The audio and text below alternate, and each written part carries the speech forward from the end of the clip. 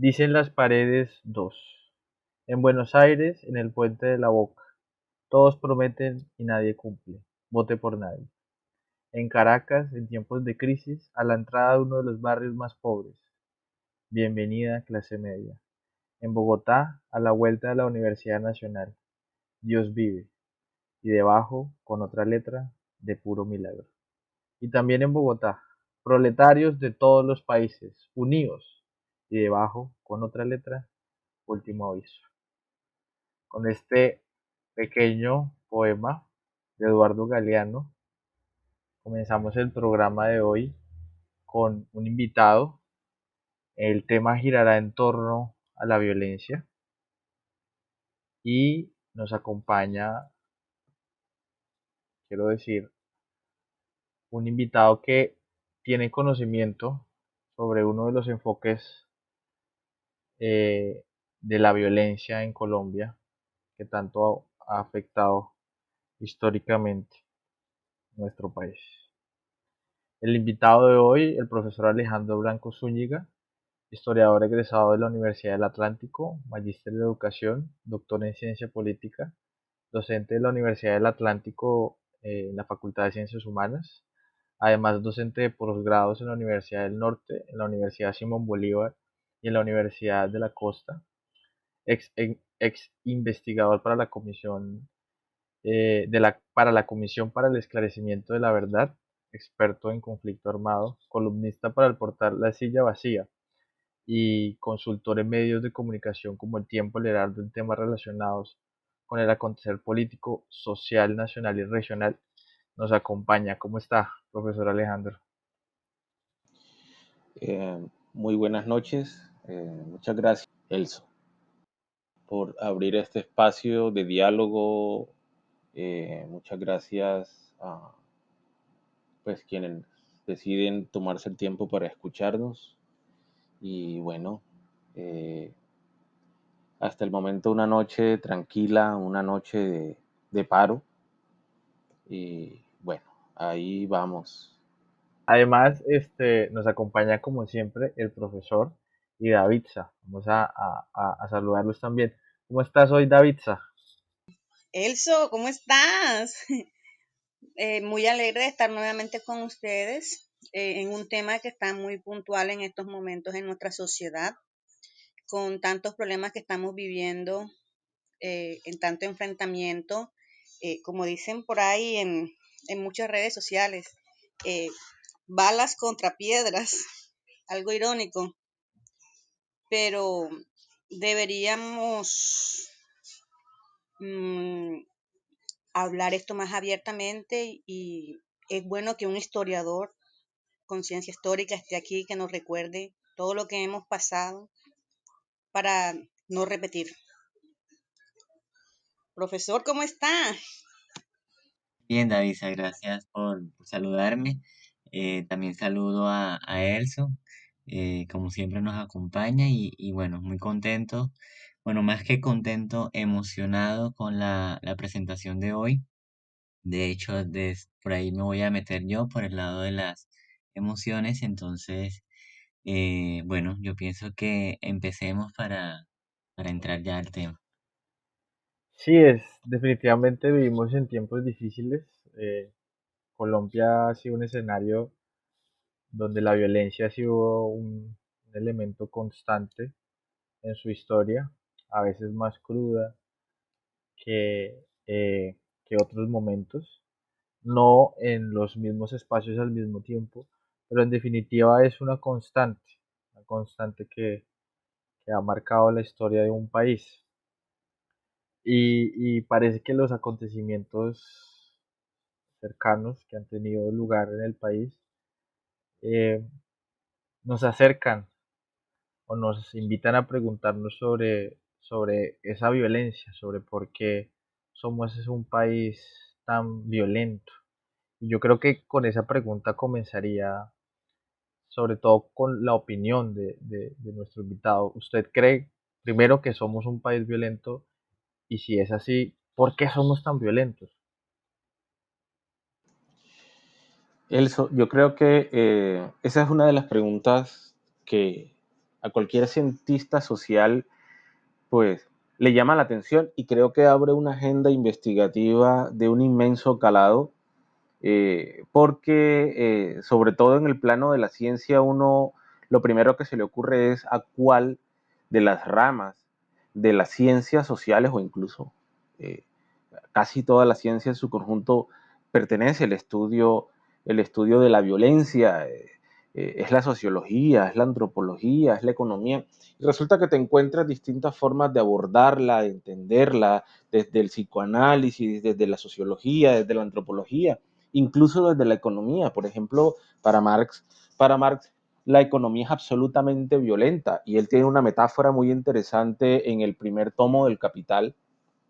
En el capítulo 24, el capitalismo llegó chorreando lodo y sangre, eh, y con esa metáfora intenta explicar cómo, por ejemplo, el proceso de colonización en América fue fundamental para el desarrollo, pero también luego el marxismo en el siglo XX intenta explicar, por ejemplo, el surgimiento del neoliberalismo en América Latina a partir de la instalación de dictaduras, en el caso específico, por ejemplo, del laboratorio de los Chicago Boys.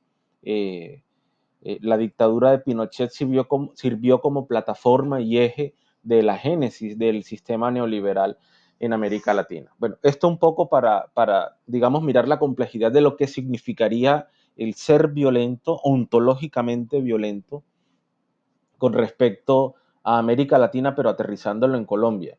Uno podría hacer, digamos, un análisis, bueno, si la sociedad colombiana ontológicamente violenta, ¿qué significa eso? Y uno allí, yo creo que como historiador y como politólogo, yo intentaría irme digamos, a una de las aristas, intentaría irme a una de las orillas, y es estudiar la violencia política.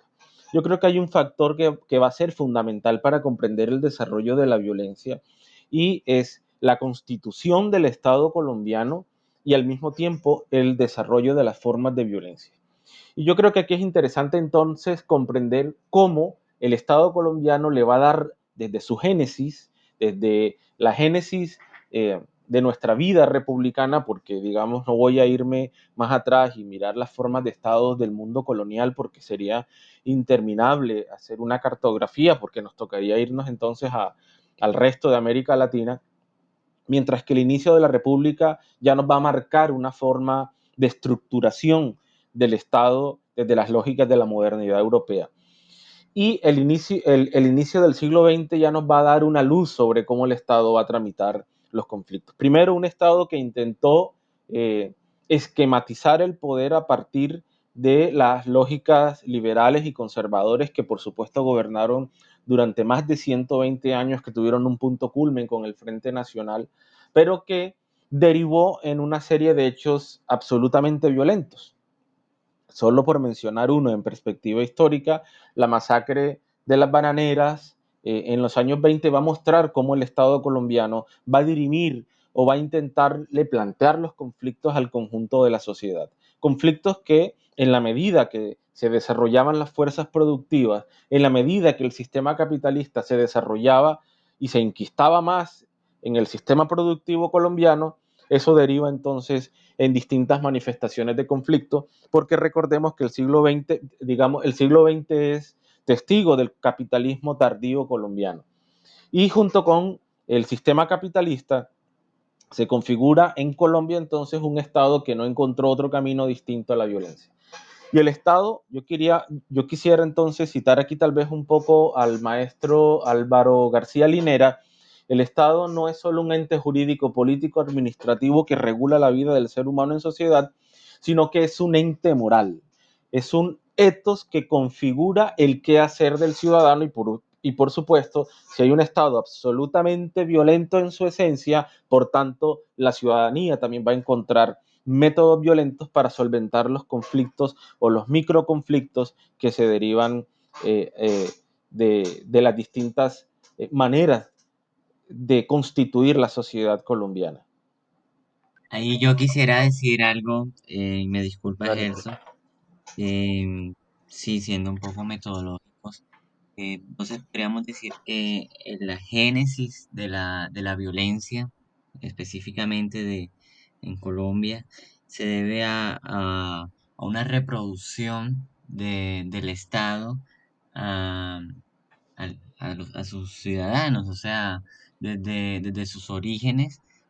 Recordaba mucho cuando ahora hablaba el profesor Alejandro el texto de Bartolomé de las Casas, Breve Distribución de las Indias, donde narra hechos horribles, cómo trataban a los nativos, los atravesaban, hacían cosas espantosas que eh, siendo este señor español, se sentía empatía con algo ajeno a él, ¿no? Entonces, desde sus inicios es una tierra manchada de sangre, una tierra violenta que ha ido repercutiendo una y otra vez el mismo ejercicio. Entonces, sería esa la génesis, si te entendí bien, profesor Alejandro.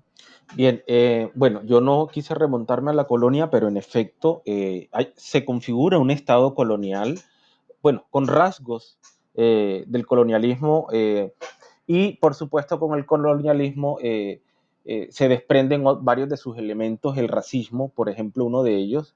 Ese texto que tú citas y digamos, ese momento histórico abre un debate que el peruano, los que algunos consideran el hijo de Mariátegui, el maestro sociólogo, la memoria me acabó de fallar. Bueno, Bartolomé de las Casas plantea la antinomia entre si el indio en su lenguaje, si el indio tiene alma o no. Y ya eso en sí mismo implica un discurso absolutamente violento.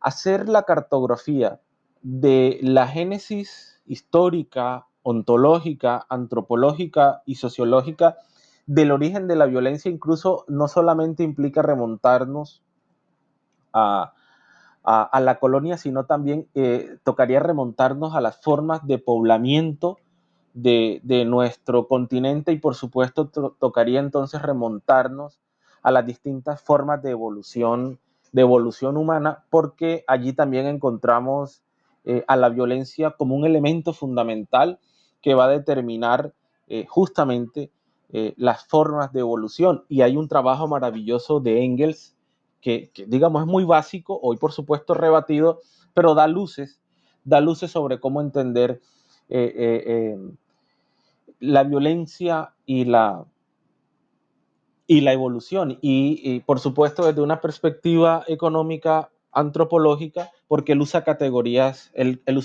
fundamentalmente económicas y en algún momento filosóficas. Me refiero al papel del trabajo en la transformación del mono en hombre. Y allí está evidenciado, de acuerdo a la teoría engelsiana, no marxista, sino a la teoría engelsiana, como por ejemplo la ingesta de proteína animal fue fundamental para el ensanchamiento cerebral y por supuesto para posteriores desarrollos neurológicos que derivaron en procesos cognitivos e intelectuales que permitieron distintas formas de evolución hasta llegar digamos, al punto o al punto más elevado que es el Homo sapiens. Pero entonces si hacemos, digamos, una cartografía biológica, una cartografía social de los orígenes de la violencia, no nos tocaría remontarnos solo a la colonia, sino que por supuesto tendríamos que mirar a la evolución y allí, por ejemplo, la caza es un elemento fundamental, la batalla por los territorios, por ejemplo, las formas de conquistas de la tierra, el papel de la mujer también en el proceso de evolución y las distintas metáforas que, por ejemplo, se usan eh, desde distintas aristas políticas para explicar la violencia. Marx en el famoso 18 Brumario plantea que la violencia es la partera de la sociedad y desde su perspectiva ideológica el Estado es un ente absolutamente violento que nace justamente para solventar la violencia como una especie de catalizador de la violencia que va a garantizar que una clase domine sobre la otra. Digamos, esa es como la tesis más clásica del marxismo más ortodoxo. Hoy hay otras miradas, por supuesto. Hoy incluso para entenderlas, el entramado de violencia en Colombia, yo creo que justamente dada la complejidad, yo creería que es una de las sociedades más complejas de América Latina en términos de su estructura social, porque hoy, por ejemplo, hablamos de la la territorialización de la violencia, la territorialización histórica, política, en fin.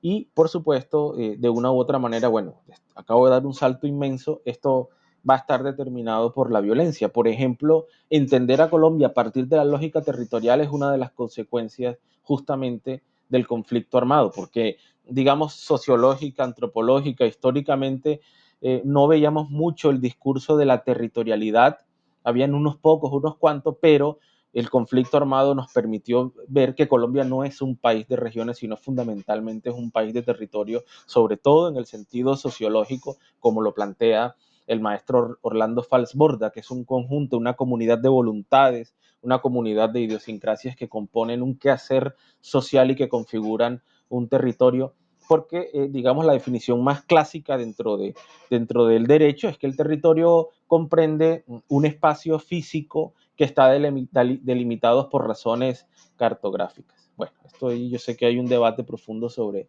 la noción y la concepción misma de territorialidad y territorio, pero les dejo ahí, incluso la violencia ha determinado la configuración de territorios en Colombia, incluso el territorio también entendido como corporalidad, un objeto de la violencia, por ejemplo, ha sido el cuerpo. Y la mujer, por ejemplo, hoy por eso es violentada por parte de algunos miembros de la fuerza pública porque implica violentar el territorio y con ello lograr, eh, digamos, sostener un discurso sobre la dominación. Ahí Coyet complemento algo y es que Coyet hace una interpretación de Hegel y aparece la famosa dialéctica de amo y esclavo, ¿no? Que creo que la mencionabas ahorita y es esa idea de que debe haber alguien que sea el amo y alguien que tiene que obedecer. Y en el estudio de los antiguos, de los griegos, recuerdo mucho el ejemplo que tomaba Hegel de, de estos dos hermanos, de los hermanos de los siete contra Tebas, donde estos hermanos representan muy bien la relación de amo y esclavo, porque si no quiero ser esclavo me tengo que rebelar, no tengo que luchar contra ese, y o él me mata, yo lo mato, o ambos nos matamos, ¿no? Entonces, es una relación que si no hay sumisión, sería terminaría en Pero violencia y con una salvedad, que en Hegel la ajá. dialéctica no tiene ruptura y no necesariamente es violenta. Recordemos que Hegel pertenece a la tradición del idealismo clásico alemán con el cual Marx debatió de manera, de manera airada, mientras que en Marx la violencia sí tiene, perdón, la violencia no, la dialéctica sí tiene un sentido de rupturas. Y, por ejemplo, por eso es que plantea, bueno, que Marx terminó por colocar la dialéctica de Hegel de cabeza. Y aquí en esta relación dialéctica, y creo que es lo interesante, en esta relación dialéctica de Hegel, que esta metáfora está en la lógica de la dialéctica hegeliana, es que esta contradicción amo y esclavo tiene como objeto fundamental el reconocimiento. Y es lo que luego Marx le llamaría no reconocimiento, sino la negación dialéctica, porque a partir de negarte a ti, desaparezco yo y me constituyo como el otro, pero en este caso como el otro que domina. Y es lo que Marx luego le llamaría la dictadura del proletario. Entonces, digamos, habría que hacer la diferenciación en términos de desde dónde se plantea la dialéctica, porque en Hegel hay una dialéctica que no es necesariamente violenta, mientras que Marx sí entiende el ejercicio Es del que es, desarrollo es dialéctico a histórico. partir de la contradicción antagónica. Y esto es lo que es clave. Mientras que en el amo y esclavo es reconocimiento, en Hegel ya no es reconocimiento, sino ruptura. También yo creo que es algo histórico porque Hegel era más optimista. No, Marx aún no había pasado ni la Primera ni la Segunda Guerra Mundial, ¿no? Tenía cierta fe de esa razón, ¿no? Esa razón que custodiaba y nos iba a poder convivir sin necesidad de llevar a los actos violentos. Hay una interpretación ahora que mencionabas el tema del marxismo, y bueno, me corregirás porque no soy experto ni marciólogo, bueno, estudioso de Marx, y es que una de las interpretaciones es que para hacer la revolución es necesario eh, derramar sangre, es necesario tomarse por la fuerza el, y claro, acabar con el enemigo. Entonces, ¿por qué digo eso? Porque ahora esa es mi pregunta, o sea, la violencia entonces llega a ser justificable, llegamos en un punto que digamos, y bueno, haciendo una cita tonta de pronto, pero creo que podría ser apropiada bueno, para el ejemplo que quiero dar, Calle 13 en una canción dice, cuando la tiranía, ¿cómo es? Cuando la tiranía es orden, no, cuando la tiranía es ley, La revolución es orden. Sí, creo que bueno, empieza así. Sí. creo que sí, sí, sí, sí, me perdono. Entonces, bueno, eso sería como un hecho, ¿no? Como entender la violencia no solo como una noción negativa, sino también de transformación. Porque, bueno, eso es lo que quería mencionar por ahora. Ahorita complemento con Yo creo otra que cosa. ahorita le preguntaba eso al profesor Alejandro antes de entrar acá al podcast, como esa diferencia entre justo y legítimo, ¿sí? Porque creo que ahí en la mitad queda este tema de la violencia. Quiero decir, se hablará históricamente de levantamientos legítimos, pero darles la carga de justos en el estricto sentido del concepto sería muy difícil, porque dentro de ese levantamiento violento seguramente habrá unos que injustamente serán afectados. Entonces, más se habla más como de legítimos, ¿sí? Y de pronto eso nos acerca un poco a lo que el profesor planteaba antes. Pero antes de que de pronto nos desviemos, yo quiero hablar de lo de esta visión de un Estado padre que me gustó mucho ahorita.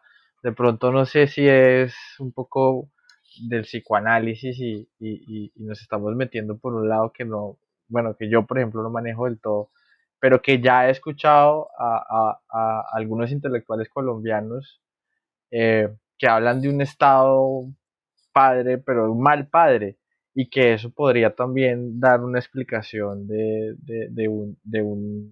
que podemos ser los ciudadanos unos hijos rebeldes, pero rebeldes con causa. Esto es una visión. No sé qué podría decirnos el profesor Alejandro alrededor de eso. ¿Qué opina usted? No sé si esa visión, usted fue el que lo planteó primero, este Estado padre. No sé qué opina alrededor de esto. Bueno, esa pregunta, Elso, me parece clave, pero antes quisiera hacer un comentario sobre lo que planteabas ahorita frente a esa posible antinomia, contradicción con respecto a la legitimidad y la justicia. Yo creo que aquí hay una categoría que es clave para comprender esas otras dos categorías que tú planteas, y es el poder, es decir, las relaciones de poder, las contradicciones a partir de esas relaciones de poder van a estar permeadas y en constante contradicción con la constitución del sistema de justicia. Y quien lo tenga, no, quien ejerza el poder va entonces va a determinar entonces qué es justo y qué no es justo al interior de una sociedad. Entonces yo creo que eso es clave. Incluso va a determinar qué es legítimo y quién no. Porque lo que es legítimo, mañana, producto de las relaciones de poder y de la contradicción entre esas relaciones de poder, se convierte en un actor legítimo.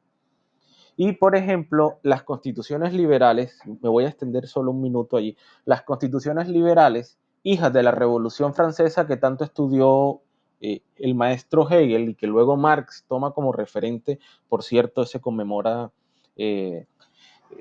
150, 180 años de la Comuna de París, que digamos es un punto de partida para la organización revolucionaria europea, pero lo dejo allí. También fue una experiencia absolutamente violenta, pero que también pereció producto de la violencia del Estado francés. Lo que quiero plantear es que la antinomia entre justicia, entre lo justo y lo legítimo, se disuelve a partir de las relaciones de poder. Aquel que era ilegítimo, si ejerce el poder, entonces se convierte en un actor legítimo. Sí, soy claro con lo que intento plantear. Entonces la legitimidad no es una cuestión de justicia.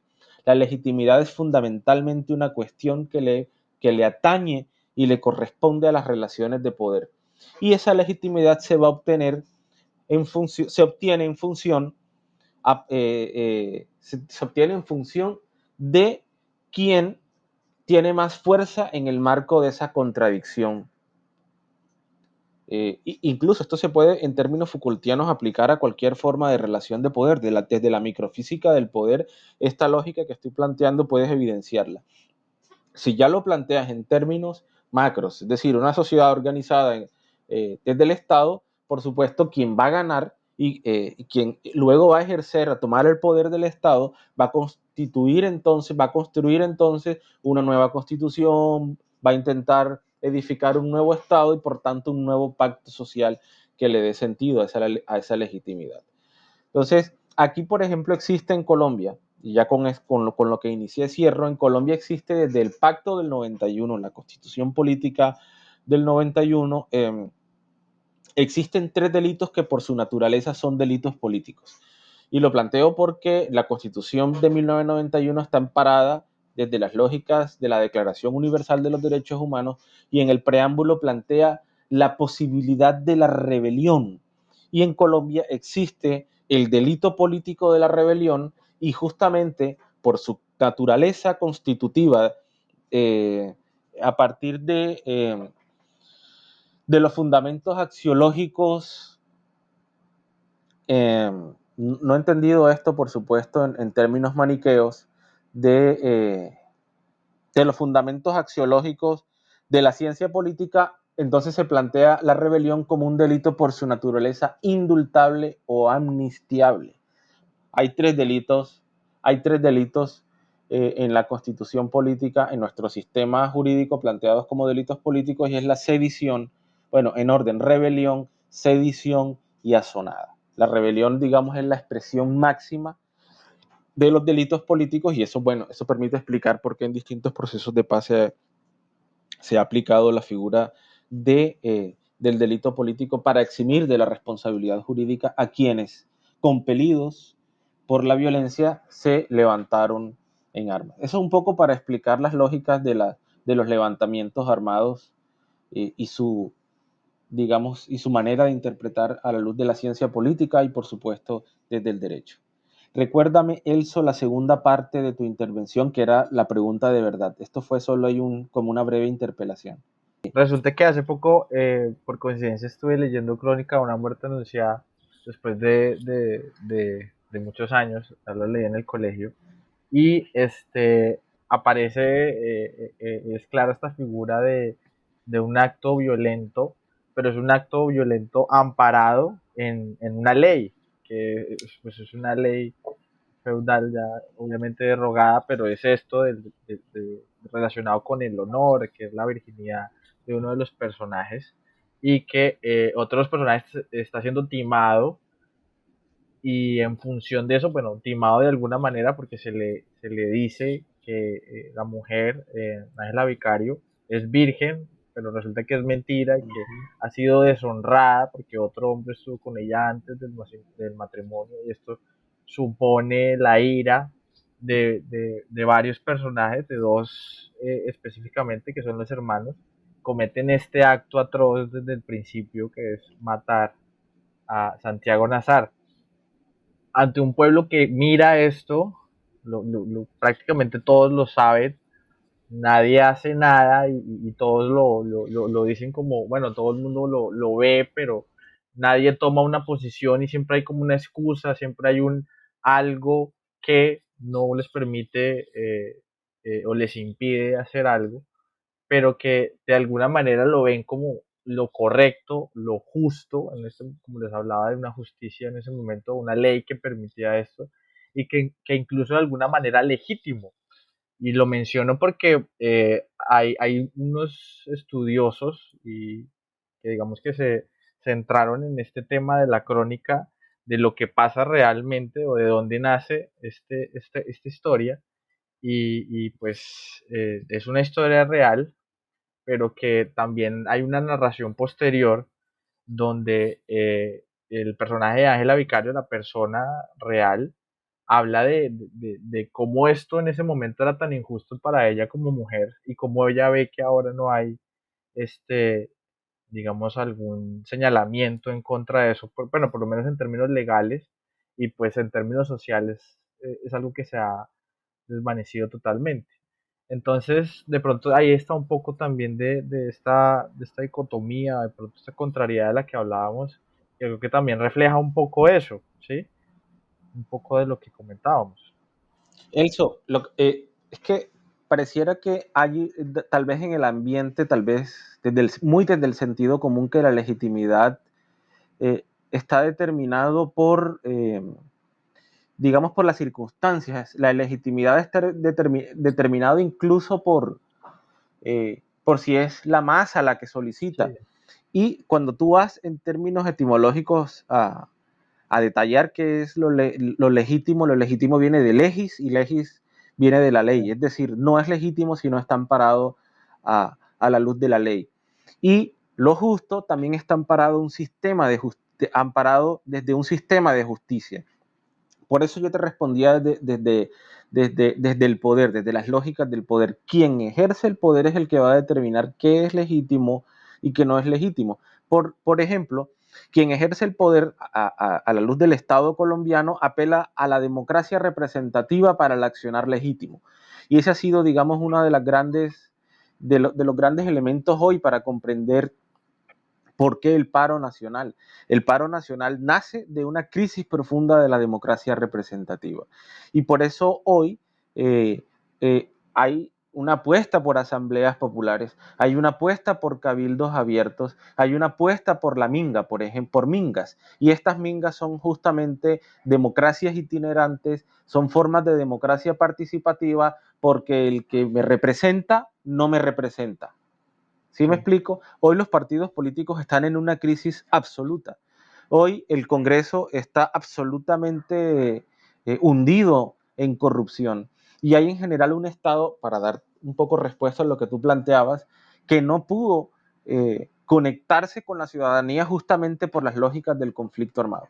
En Colombia se han configurado distintas formas de Estado, pero sobre todo hay un Estado implícito que se configuró a partir del Frente Nacional y fue un Estado absolutamente clientelar, que hizo del clientelismo su manera de sobrevivir y junto con el clientelismo la violencia política. Y esos son dos elementos que hay que tener claro para comprender, por ejemplo, por qué en Colombia vivimos fenómenos distintos con respecto a América Latina, porque vivimos un conflicto armado, por qué cuando empezaron las oleadas de los progresismos y de los anticapitalismos en América Latina al inicio del siglo XX, por qué contrario a ello Colombia inclinó más el reloj, el péndulo de la historia hacia la derecha, cuando llegaba Chávez, cuando llegaba Lula, cuando llegaba Correa, mientras llegaba, en fin, solo por mencionar algunos.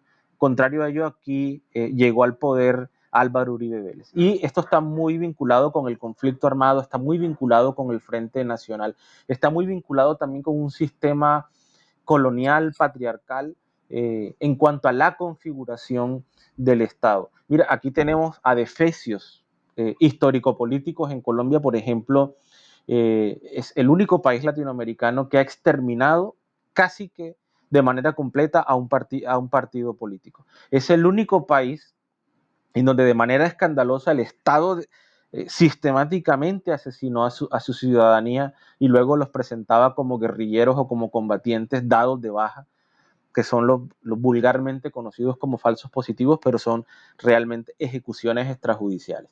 Entonces yo creo que eso nos permite comprender por qué hay hoy una crisis profunda en términos de lo institucional. Hay un sistema electoral absolutamente viciado, solo basta leer, por ejemplo, los informes de la MOE sobre la compra y venta de votos y es absolutamente aterrador lo que ocurre.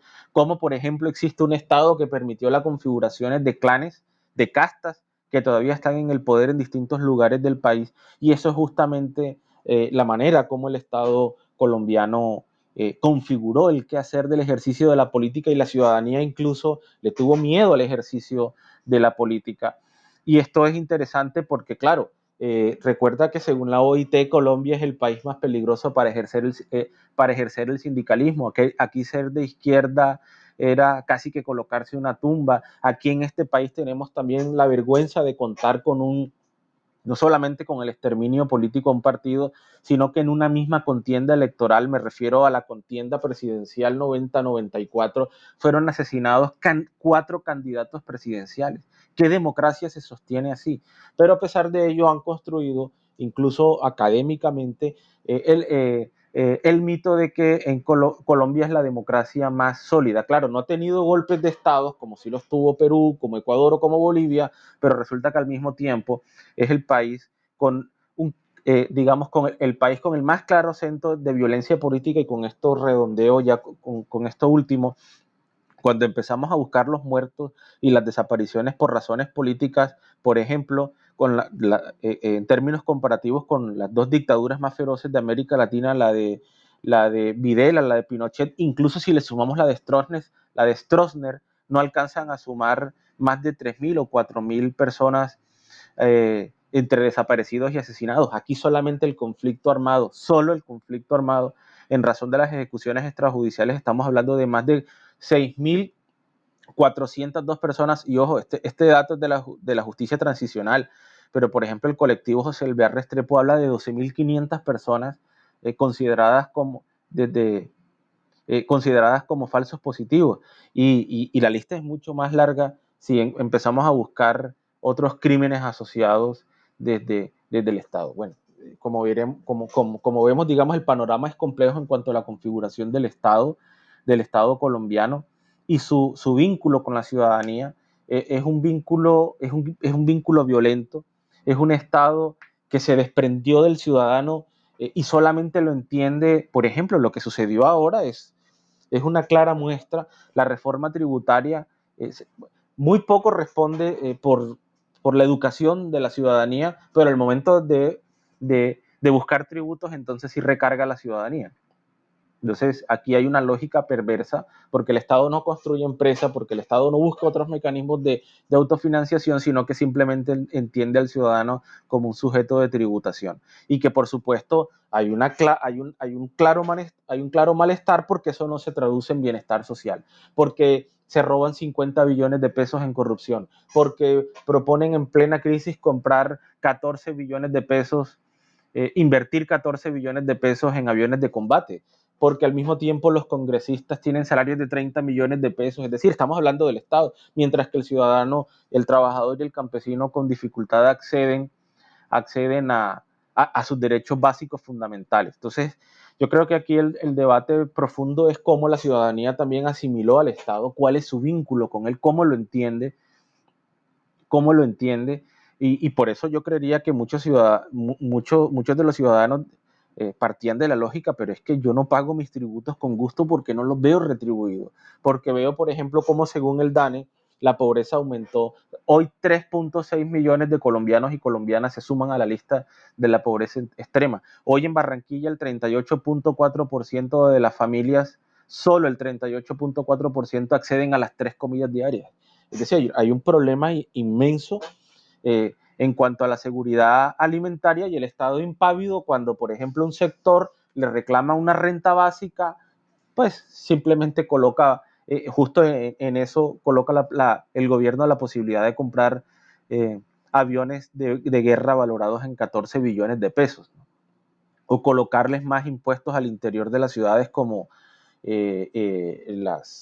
peajes al interior. Y uno dice, pero bueno, es que de verdad creen que están en el Estado suizo, donde la gente, y esto estadísticamente sostenible, paga con gusto el tributo que el Estado les plantea, porque se les devuelve, mientras que aquí hay un sistema neoliberal absolutamente perverso, donde el Estado cada vez se achica más, pero no asume la responsabilidad con el ciudadano.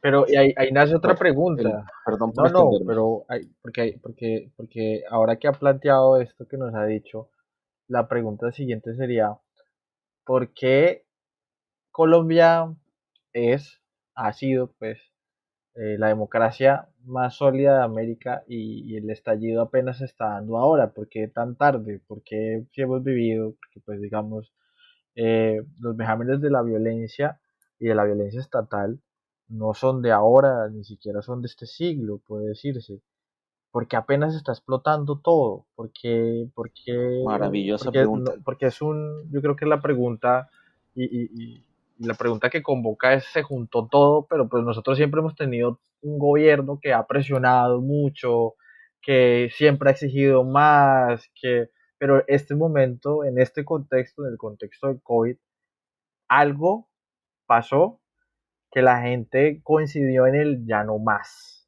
y salieron todos. Entonces, ¿qué es eso? ¿Cuál es su lectura sobre ese panorama? Javi, realmente el COVID no tuvo que ver con el levantamiento. El COVID fue un paréntesis en medio del levantamiento. El hecho político más relevante del siglo XX fue la negociación de paz.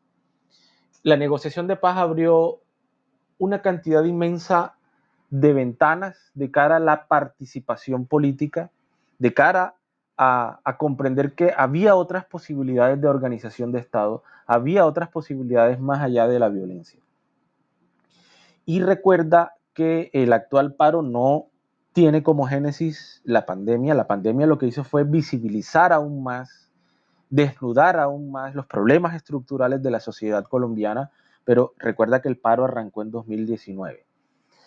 La llegada de Iván Duque plantea una serie de elementos para el análisis. Había una sociedad esperanzada en construir la paz, no entendida la paz como la antinomia de la violencia, sino la paz como la posibilidad de la intensificación y potenciación infinitos de los conflictos al interior de la sociedad.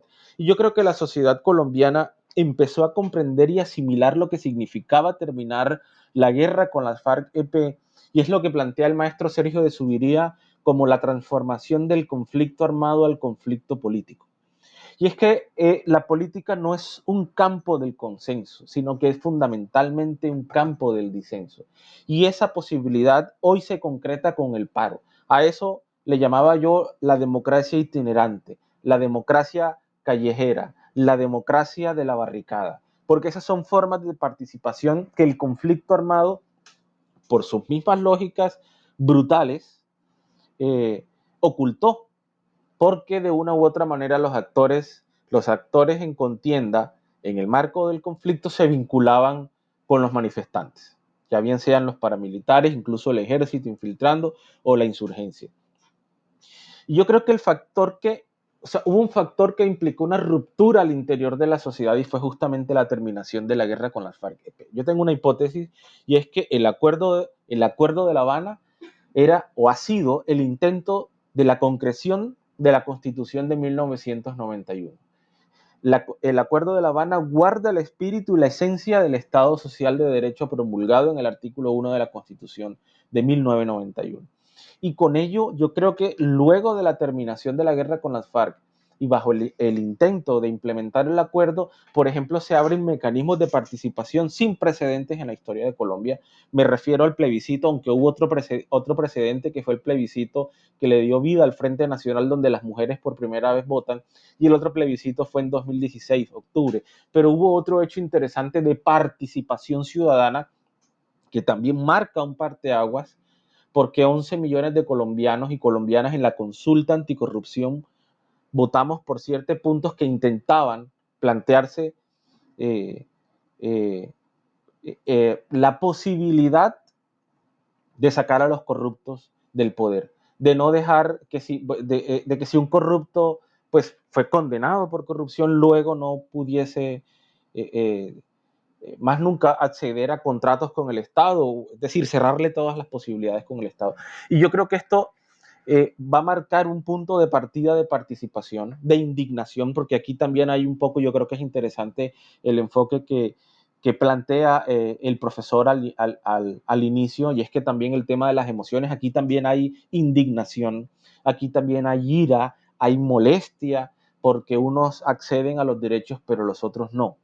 Aquí también hay ira, hay molestia porque hay abuso de la fuerza pública. Hay molestia también porque mientras por ejemplo, en esta consulta anticorrupción se propuso bajarle el salario a los congresistas. Contrario a ello, 9 meses después el gobierno le sube por encima del porcentaje del salario mínimo, le sube el salario a los congresistas. Eso fue una bofetada, una afrenta al pueblo colombiano. Y eso va generando indignación, eso va generando rencor, y eso va deslegitimando aún más a las ya desgastadas instituciones. Entonces yo creo que eso va a ser clave. Si me permites responder, si me permites un minuto más para darle respuesta. ¿Por qué? Porque terminamos la guerra con un actor, y la terminación de la guerra con ese actor permitió el tránsito del conflicto armado al conflicto político. Fíjate que uno de los referentes históricos fue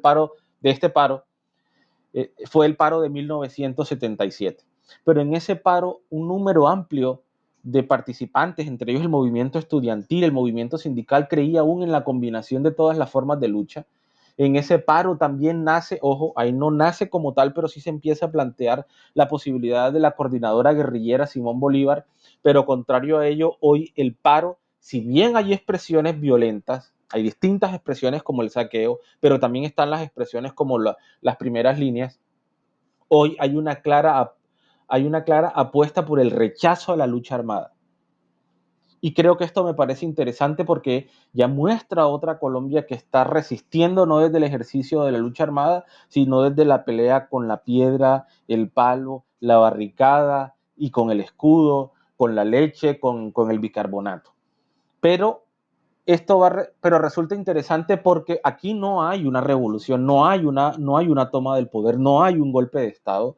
Hay una crisis de la democracia representativa y un intento de construcción de democracia participativa. Esto es interesante. Aquí una de las consignas fundamentales no es derrocar la Constitución de 1991. Si uno empieza a mirar los distintos pliegos de peticiones, uno encuentra la reivindicación de la Constitución de 1991. Porque no me cumple, dice la ciudadanía, lo que está allí. Mira, si me permites, te coloco un ejemplo. El punto 2 del Acuerdo de La Habana, participación política. Solo hasta el 2017, y ya estaba en la Constitución, nace el Estatuto de la Oposición. Fíjate esto, bajo la premisa de que uno de los factores que determinó la génesis histórica del conflicto armado fue justamente la exclusión política. Entonces, de allí nace la posibilidad de que la segunda mayor votación a las alcaldías, a la asamblea o a la presidencia obtenga un escaño en el Consejo, la Asamblea o el Congreso de la República. Solo hasta el Acuerdo de La Habana, eso que ya existía en la Constitución, que era la creación de un estatuto de la oposición, se le dio vida y sentido. Solo hasta el Acuerdo de La Habana. Solo hasta el Acuerdo de La Habana, quisiera insistir en esto, se plantea la posibilidad de que la oposición política tenga un espacio televisado cuando el presidente hace una alocución nacional bajo el derecho de la réplica. Eso existía en la Constitución de 1991 y solo hasta el Acuerdo de La Habana, producto del Estatuto de la Oposición, se garantizó ese derecho. Y hoy hemos visto que en 3 ocasiones la oposición política acude al derecho a la réplica y se le abre un espacio en las mismas condiciones con respecto al pronunciamiento del presidente. Y esas son reivindicaciones propias de la Constitución de 1991. Aquí no hay digamos, un enfrentamiento contra la Constitución de 1991. Mira el pliego, por ejemplo. Mira el pliego de peticiones del Comité de Paro, que es un intento de recoger la diversidad de exigencias de la ciudadanía, porque es inmensa. Este paro desbordó al convocante desde el primer día.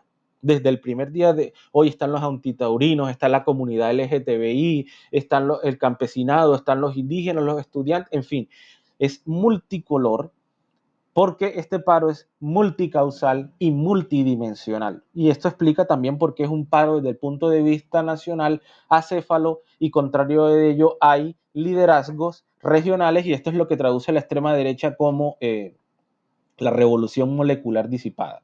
Claro que esto es un intento medio fachoso de Guattari, pero en última sí hay microliderazgos regionales que están, por ejemplo, aquí hay una lucha distinta, una forma organizativa de la lucha en el marco del paro con respecto a Cali. Por ejemplo, aquí los bloqueos no son frecuentes, mientras que en el Valle del Cauca y en Cali son parte de la bandera de las banderas de lucha, el bloqueo, mientras que más para acá, más para el norte del país, no, más la movilización, la bandera levantada. Bueno, en fin, hay multiplicidad de expresiones de la lucha callejera, de la lucha itinerante y de la democracia de la barricada. Eso es, digamos, una expresión que yo he decidido autorreivindicar, la democracia de la barricada, que es justamente yo pongo la barricada, yo bloqueo y te exijo. Y exijo que tú me cumplas como gobierno. Bueno, como verás, el tema para mí es emocionante, de hecho. Sí, eso notamos y a nosotros nos encanta eso precisamente. Pero eso pues también invita a la siguiente pregunta. ¿Qué podría ponerle fin a este momento en el que nos encontramos? Porque ya en su lectura nos decía que no era algo que en definitiva fuera impulsado por el COVID y eso es una lectura que pues hasta el momento no había, bueno, no había escuchado. Quiero decir, muchos le apostaban también a que el COVID había afectado a las instituciones, había velado un Estado débil, un Estado que tenía unas pretensiones asistencialistas que no podía cumplir y que precisamente esto fue lo que lo mostró y después hay un carácter que indigna, hay rabia, hay hambre por el desempleo, pero pues también están estos elementos que estaban ahí desde este proceso que se vivió en el periodo de Juan Manuel Javi, Santos. yo tengo una Sí, hipótesis. El COVID fue un paréntesis que desnudó aún más los problemas estructurales, pero sin COVID las hubieran sido movilizaciones iguales, o sea, igualitas. no, Sí, mucho más grandes porque el referente es el paro del sí, que era 2019. fuerte. De hecho, incluso el paro del 77 se queda en pañales con respecto a la gran movilización del 21 de noviembre que se prolongó hasta 7 días después, mientras que el paro del 77 solo alcanzó a durar 4 días. Este ya no tiene ya precedentes con nada, Sí, este lleva 20 días. La cosa es de un nivel sí, impresionante. asusta por no tener Pero, digamos, precedentes. mi hipótesis que no es el COVID, es el paro del 2019. Sí. Y todo esto lo sustento con el incremento de la participación ciudadana. Luego de la terminación de la guerra, hubo un sector de la ciudadanía que dijo, sí es posible que nos cumplan la Constitución de 1999. Perdón, 91. Si es posible que la educación sea gratuita, si es posible que se repartan tierras, si es posible que el Estado se configure de otra manera, si es posible hacer oposición sin que nos maten. Yo creo que eso es lo que hoy se está intentando plantear desde la crítica de la barricada y desde la democracia itinerante que hay hoy. Es una crítica, quiero insistir en esto, porque es que la crisis, es decir, el hambre estaba ahí hace rato, antes del COVID. Los asesinatos a los líderes sociales estaban ahí mucho antes del COVID. La corrupción está allí mucho antes del COVID. El COVID lo que hizo fue desnudar y dejarlo ver aún más. Pero yo creo que aún sin COVID, es decir, digamos, si no se hubiese presentado esto de la pandemia, este levantamiento social iba. Ahora que comenzó, digamos, todo esto de las protestas, comienzan, si no estoy mal, es el 28 de abril, se tenía un norte claro, quiero decir, se hablaba de, vamos a tumbar la reforma tributaria. La reforma cae y al igual que en Chile en el 2019, los protestantes y las protestas no se detuvieron, continuaron y aparecieron diferentes sectores buscando reivindicación alrededor de lo que a ellos, digamos, reclaman, pedían atención. Pero en el Javi, caso colombiano, pues se plantea esto de los pliegos, pero pareciera que, digamos que no hay ese norte claro, porque no estoy seguro, como son muchos sectores juntos, no hay un norte claro de cuál es esta reivindicación que va a darle fin a este descontento social y diera la puerta a un no sé, porque yo no creo que Colombia le apueste a una constituyente, que en el caso de Chile fue a lo que se llegó, a una constituyente, pues ellos tenían esta constitución de Pinochet todavía. Pero aquí en Colombia, ¿qué podría hacer? No sé, una reforma agraria o cambiar el número de congresistas. ¿Qué es esa gran reivindicación? Porque no sé cuál es y quiero saber su opinión sobre eso. Elso, esto es de vital importancia. Yo creo que el paro y la movilización al calor de la lucha fue planteando retos, fue planteando exigencias y fue planteándose a sí mismo reivindicaciones. Eso hace parte de la complejidad de lo que sucede hoy. Y hoy hay un debate sobre, ojo, que el paro y la movilización no es un fin en sí mismo. Y yo creo que los resultados, a diferencia de los chilenos, de la experiencia chilena nace como una respuesta, es decir, la explosión, el estallido social chileno nace como una respuesta a 30 años de una constitución que nace de las entrañas de una dictadura y que nace en debate con esa constitución, y de allí viene una Asamblea Nacional Constituyente. Si tú te pones a mirar hoy los distintos sectores, que incluso algunos plantean que sí, que una Asamblea Nacional Constituyente, entre otros sectores, el uribismo dice que sí, que una Asamblea Nacional Constituyente, eso resulta complejo porque hoy no hay una correlación de fuerzas contundentes como para arrebatar ganancias sociales profundas desde el punto de vista de una constitución, porque uno dice, bueno, pero espera, uno coge y lee la constitución y te encuentras una cantidad de ganancias inmensas, como la tutela, como la garantía de los derechos humanos, como el Estado laico, que hoy nos parece una cosa que, el Estado laico, ¿cómo así? No, si hace 30 años aquí había un Estado confesional católico. Sin embargo, yo creo que el paro se va a ir decantando con las semanas. El paro no es un fin en sí mismo. Yo creo que la manera, esto es ya digamos mi punto de vista, la manera como debe catalizar ese enojo, esa movilización, es a partir de la organización social, y el impacto fundamental debería sentirse en las próximas elecciones. Yo creo que esto es clave. Hoy la posibilidad de derrocar al presidente a mí me parece inviable. Un golpe de Estado es producto de la correlación de fuerzas. Y la correlación de fuerzas en el marco de un golpe de Estado, en el ámbito de lo político, siempre lo va a determinar las Fuerzas Armadas. Y aquí no hay posibilidad de tener las Fuerzas Armadas del lado del campo del movimiento social y popular. Es decir, si dan un golpe de Estado, o se configura una junta militar o alguien de la extrema derecha termina asumiendo el poder. Otra opción sería adelantar las elecciones. Eso es la que yo veo un poco más viable, pero eso es constitucional, pero Duque hasta el momento está golpeado, está allí como muy preocupado, pero lejos está de caer. Y lo otro es la renuncia del presidente. Esa me parece la más inviable de todas. Sí, ahí está en el artículo 88 de la Constitución, si el presidente renuncia, que es una figura constitucional, asume la vicepresidenta, porque recuerda que la vicepresidenta en Colombia, en nuestro caso, el sistema presidencialista, en este caso, la vicepresidenta también fue electa bajo la figura del voto popular. Plantea la Constitución en el artículo 89 y luego en el 90, de que si no asume la vicepresidenta, entonces asumiría el presidente del Congreso. Y ni quisiera recordar el nombre del presidente del Congreso. Es Char. Entonces imagínate por dónde iría la cosa. Es decir, una renuncia del presidente no implica una ruptura del orden constitucional. Un golpe de Estado sí, pero hoy no hay la fuerza y el movimiento social contundente que le dé sentido a un golpe de Estado. Bueno, yo creo que en cada respuesta me extiendo más de lo necesario y sé que el tiempo podría ser nuestro enemigo en este momento. Adelante, Y Elso. yo quería decir algo, Elsa, bueno, Elsa se me adelantó un poco, pero también tenía esa duda, ¿no? Porque pienso mucho en la novela de Los Endemoniados de Dostoyevsky, donde aparecen dos personajes muy interesantes.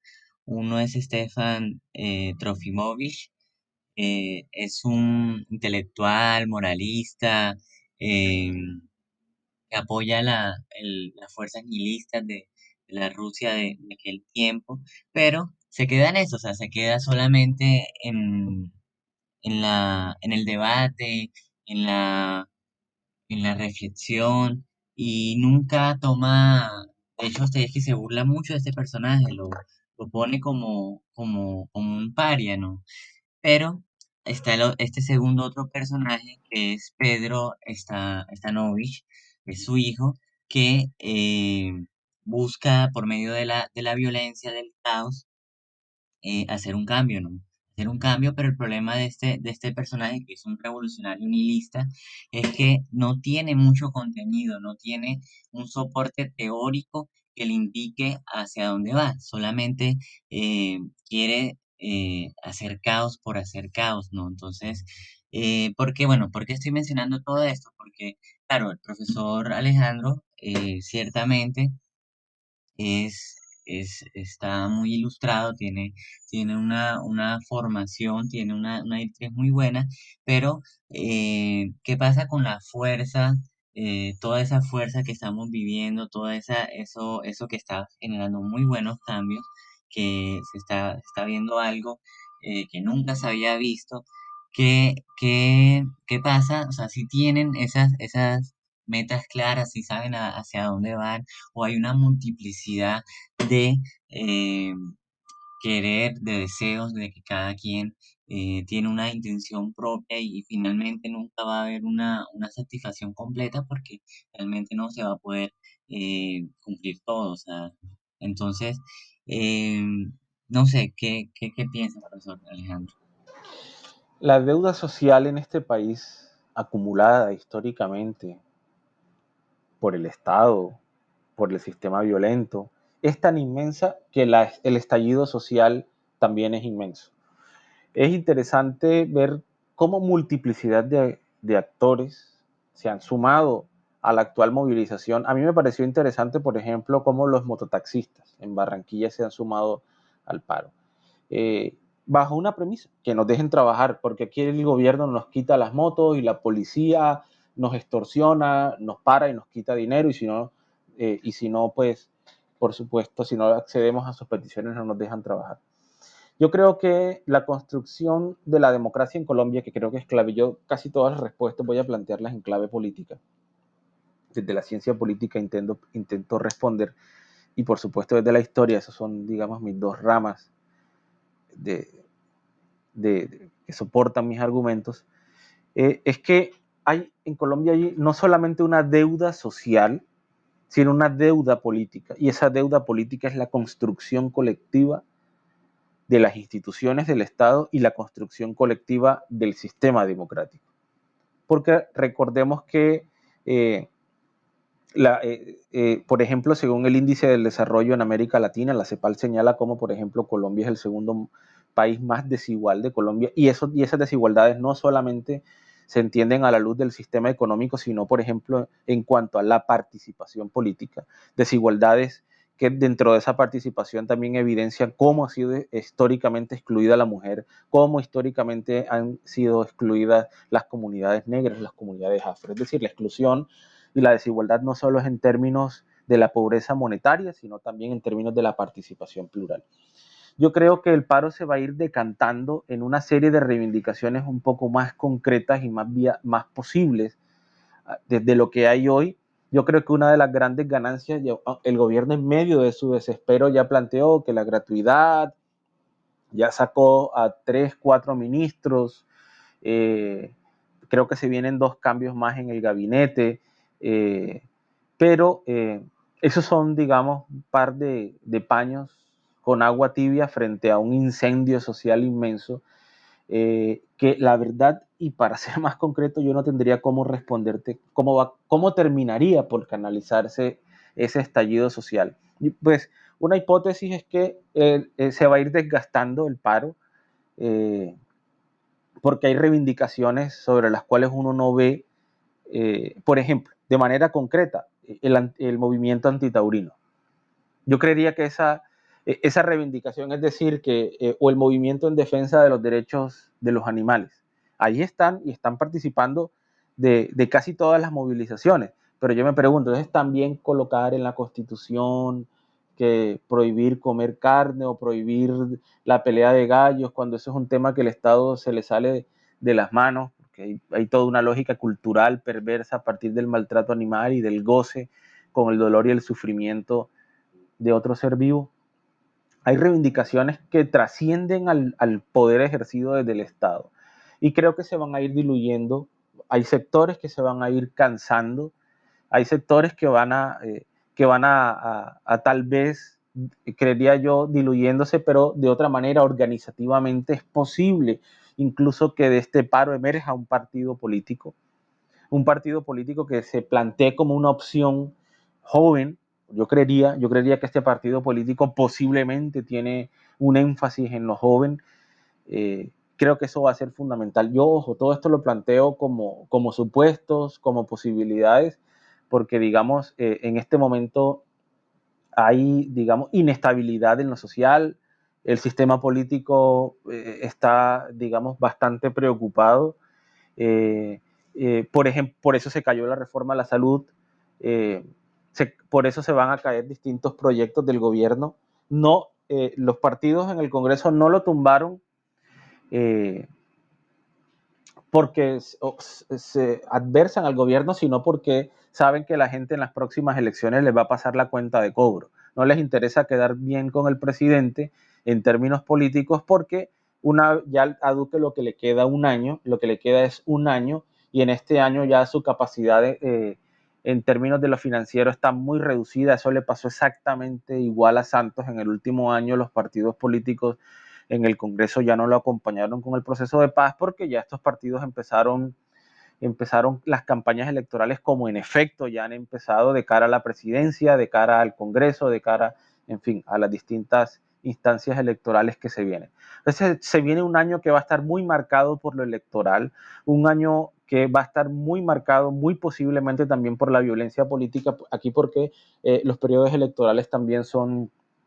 un momento en donde se incrementa la violencia política. Por cierto, aquí hago un paréntesis, la contienda electoral más pacífica de la historia de Colombia fue justamente la contienda donde participó Petro, Fajardo y Duque. Eso fue, no hay precedente histórico de una contienda electoral tan pacífica como esta. Los niveles de participación incluso han sido de los más altos junto con el plebiscito y la consulta anticorrupción. Y esto, por supuesto, estuvo determinado también por la finalización de la guerra con las FARC-EP. Esto permitió una reconfiguración del espectro sociopolítico colombiano y ha traído nuevos, bueno, no nuevos sujetos, no los ha traído, ha planteado la visibilidad de nuevos sujetos. La Minga, por ejemplo, hoy el poder que tienen las mujeres en las calles me parece maravilloso. La posibilidad hoy que tienen de manifestarse y de decirle a las instituciones y el pie de fuerza del Estado que ustedes son machistas, que ustedes son violadores, esto por supuesto no tiene precedentes y que son las distintas manifestaciones del sujeto de los sujetos particulares y los sujetos también plurales que ha permitido evidenciar hoy eh, el paro. Esta experiencia de la primera línea me parece interesante. También es una forma de sujeto social al interior, coyuntural al interior del paro. Yo creo que esto también sociológicamente merece, aquí lo que hay es material de estudio para los cientistas sociales, en especial para los sociólogos y las sociólogas, porque aquí lo que hay es tema para trabajar.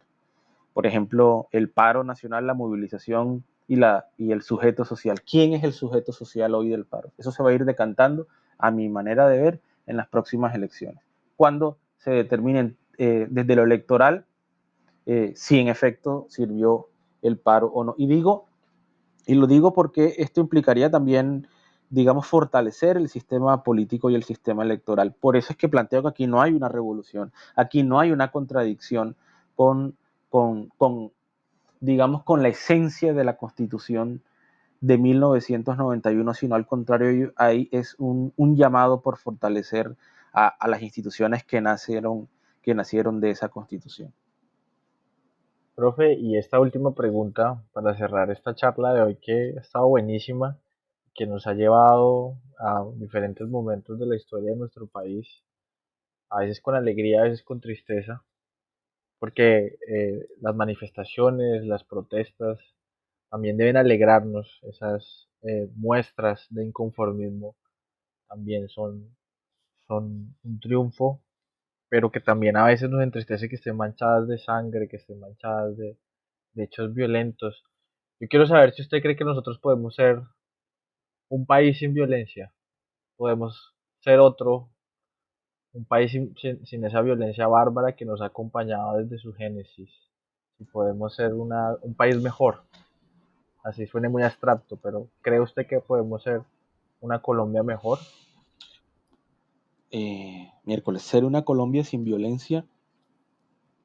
Bueno, habría que tipificar desde la violentología qué maneras, formas y representaciones hay de la violencia. Tocaría superar el machismo, los rasgos del sistema colonial en Colombia, un sistema económico más justo.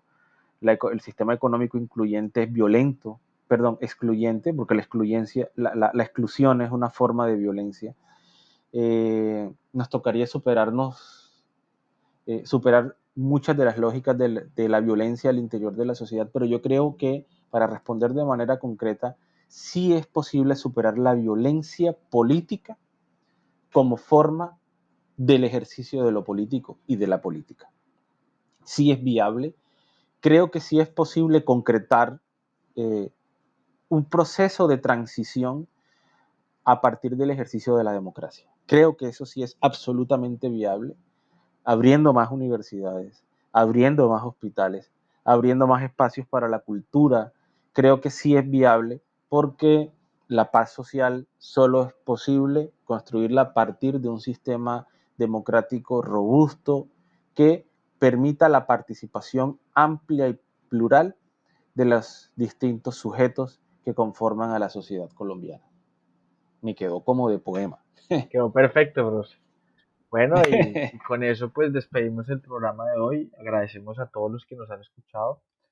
Los invitamos a que a que se suscriban, los invitamos a que se suscriban, le den like y compartan este podcast. No tenemos todavía invitado para la próxima semana, el profesor no nos ha dicho qué invitado, pero espero que dentro de 15 días también nos acompañe. ¿Sin Sorpresa. sorpresa? Pero una pista, una pista.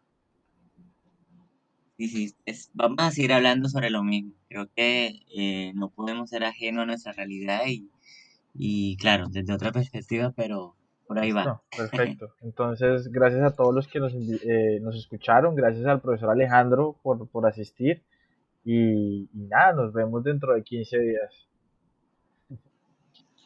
Soy profesor, muchas gracias por la invitación, gracias por el espacio pertinente de la academia plantear este tipo de categorías como la violencia que son sumamente complejas de abordar sin que nos estigmaticen. Un abrazo, Elso, un abrazo, profesor, nos vemos en una próxima ocasión. Claro que sí, muchas gracias, profesor Alejandro.